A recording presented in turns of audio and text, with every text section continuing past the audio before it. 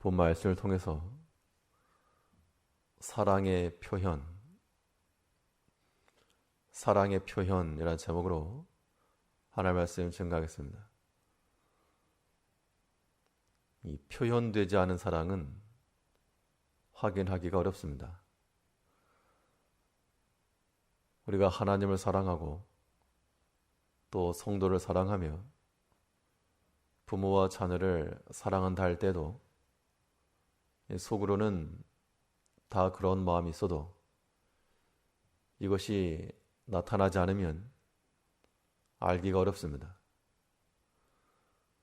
오늘 본문에서는 특별히 이 자녀 사랑에 관하여서 말하고 있지만 자녀 사랑만 아니고 우리가 형제를 사랑함에 있어서 또 하나님을 사랑함에 있어서 어떠한 표현을 가지고 행할 것인가 하는 것을 보여주고 있습니다. 그렇다면 이 성도들이 나타내야 할 이 사랑의 표현이라고 하는 것, 무엇을 통해서 사랑이 나타날 것인가? 본 말씀을 통해 살펴보시면 먼저는 아픈 마음을 통해 사랑을 나타낼 수가 있는 겁니다. 이 아픈 마음이라고 하는 것은 같은 자리에 서는 것을 의미하는데 자녀를 사랑함에 있어서도 그 사랑이라고 하는 것이 무조건 좋다 오냐 하는 게 사랑 아니고 때로는 그 아픈 마음을 가지고 훈계하고 매를 들어 교훈할지라도 그러한 표현이 더 사랑하는 것이다 라고 말하고 있습니다. 24절에서 초다를 참아 못하는 자는 그 자식을 미워함이라. 이 초달이라 함은 매를 드는 것을 말합니다. 그러나 오늘날은 이 매를 들은 이 교육이라고 하는 것이 부정당하고 있어서 학교 교육도 마찬가지요. 가정에서라도 이런 매를 대는 것이 많이 없었습니다. 물론 이것을 감정적으로 휘두르거나 학대하는 듯한 그런 모습은 결단코 옳지 않으나 그러나 이 자녀들을 옳은 길로 지도하기 위해서 이 매라고 하는 것이 사용되어야 됩니다. 그런데 부모가 만일 자녀에 대해서 매를 들어 교훈할 때 그 매를 드는 그 부모의 심정이 어떠한가? 아이에게 매를 들 때 기뻐서 즐거워서 매를 대는 사람이 없습니다. 아이에게 초달을 할지라도 속이 상하고 마음이 괴롭고 내가 이 자녀를 교육을 제대로 못 시켰다. 다 나의 책임이다. 그런 마음을 가지고 매를 드는 것이 보통이요 정상입니다. 그러면 초달을 한다 할 때 자녀에게 이 훈계를 할 때는 당연히 그 부모 마음에는 아픈 마음이 드는 겁니다. 그 아픈 마음을 가지고 내가 그 자녀와 같은 마음을 가지고서 바른 길로 고쳐야 되겠다. 근데 실상은 그 매를 들 때 정상적인 부모라면 그 아이를 훈계하는 말, 또 왜 매를 드는지 우리 부모의 입에서 나가는 그 말들이 결국에는 우리 자신에게 해당된다는 것을 깨달을 겁니다. 왜 게을르게 행동하느냐?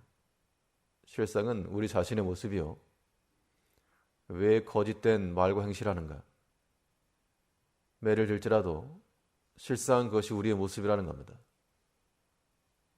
이제 우리가 이 자녀를 훈계함에 있어서 보이지 않는 손으로 우리에게 초달하시는 그 하나님의 마음을 생각해야 됩니다. 이것이 하나님 사랑의 표현이죠. 우리를 향하여서 매를 드시는 하나님이 기뻐하실 리가 없고, 가장 사랑하는 아들을 주고 그의 핏값으로 건져놨는데 아이 자녀들이 또 말을 듣지 않고 또 세상으로 기울어지고 또 죄의 유혹을 이겨내지 못하고 그런 모습을 가지고 그 죄에 대해서 하나님이 심판하실 때 하나님의 마음이 어떠할 것인가? 그 마음까지 들어가야 우리는 하나님을 사랑한다라고 말할 겁니다. 이것은 우리 믿음의 형제들 간의 관계도 마찬가지인데, 형제 사랑에 있어서는 우리가 매를 들지는 않지만 그래도 같은 마음을 가지고 그런 아픈 마음, 애타는 마음이 있을 때 이 사랑을 표현하는 겁니다. 바울은 고린도서에서 누가 약하면 내가 약하지 아니하며 누가 실족하면 내가 애타하지 아니하더냐. 이 성도들의 모습을 보면서 공경에 처한 성도들을 보고 마치 내일 모양 내가 아파하고 근심하며 또 마음이 졸였다는 겁니다. 그러면 형제 사랑에 대해서 이 형제들의 그런 형편이 눈에 들어오고 그런 상황들 때문에 마음이 아프다 그러면 그 아픈 마음이 우리로 하여금 기도하게 만드는 것이고 대신하게 만드는 겁니다. 결국 이 사랑이라고 하는 것, 이 아픈 마음을 가지고 사랑한다는 것은 이 대신 감당하는 겁니다.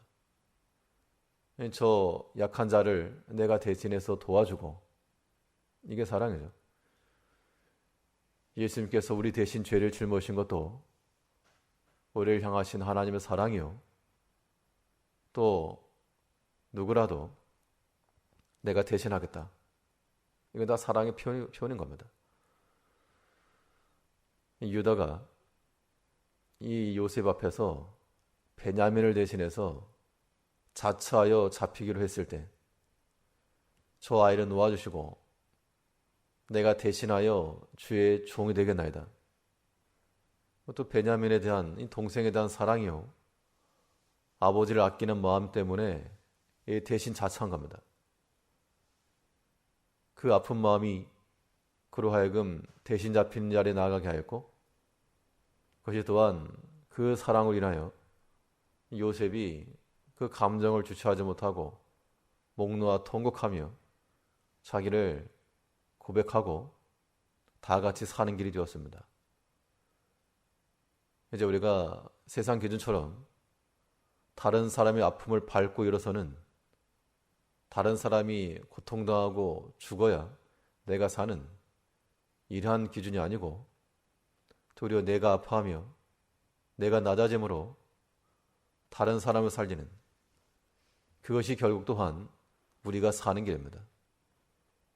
이제 우리가 때로는 매를 들어서라도 자녀를 훈육하는데 그 매를 드는 그 부모의 심정이 곧 하나님의 심정이요, 또 때로 우리가 매를 들 때 그 매가 우리가 맞아야 될 매라고 하는 그런 마음을 가지고 자녀를 훈육하며 하나님의 마음을 품고, 하나님도 얼마나 괴로워하실까, 나를 보면서 이 반복적으로 죄 범하는 우리 자신을 보면서 얼마나 근심하시겠는가, 그 마음을 품을 것이며, 또 형제에 대해서는 아픔을 함께 아파하고 실족하면 또 함께 애타는 마음을 가지고 위하여 기도할 줄 아는 그러한 형제 사랑을 드러낼 수 있는 우리가 되어야 되겠습니다. 또 이 사랑이라고 하는 거 어떻게 표현할 수 있는가? 바른 교훈으로서 우리는 사랑함을 나타내야 됩니다.